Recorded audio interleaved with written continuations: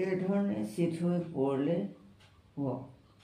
আস্তেকৈ উশাহ বন্ধ কৰি ভৰিকেইটা 1 ফুট ওপৰলৈ তোলক। তুলি এনেকৈ থাকক। এই ব্যায়ামে আপোনাৰ পেটৰ চৰ্বি কমোৱাত সহায় কৰে আৰু পেটটো আগফালে বাঢ়ি নাহে। ইয়াৰ উপৰিও হাৰ্নিয়া বেমাৰৰ ই প্ৰতিষেধক। আকৌ আস্তেকৈ হাতত জোৰ নলগাকৈ পেলাই দিয়ক। এনেদৰে 4 বাৰমান উঠা নমা কৰক। প্ৰথম অৱস্থাত উশাহ বন্ধ কৰি ল'ব। 1 ফুট ওপৰলৈ উঠা নমা কৰিলে এই ব্যায়াম হ'ব।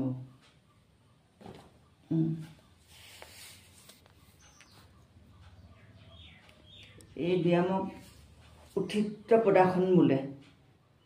উত্থিত পদাসন মানে ওপৰলৈ এনেকৈ ভৰিকেইটা তোলাৰ কাৰণে উত্থিত পদাসন বোলে। নমস্কাৰ, সন্ন্যাসিনী চেনেলৰ প্ৰিয় বন্ধু বান্ধৱীসকল। মই যিটো উত্থিত পদাসন কৰি দেখালোঁ, ইয়াৰ দিনটোত আপোনাৰ 4 বাৰমান কৰক। তেতিয়া পেটটো মানে ইয়াৰ আগফালে বাঢ়ি আহে যে কিছুমানক দেখিবলৈ বেয়া লাগে। অৰ্থাৎ চৰ্বি কমোৱাত ই সহায়ক হয়।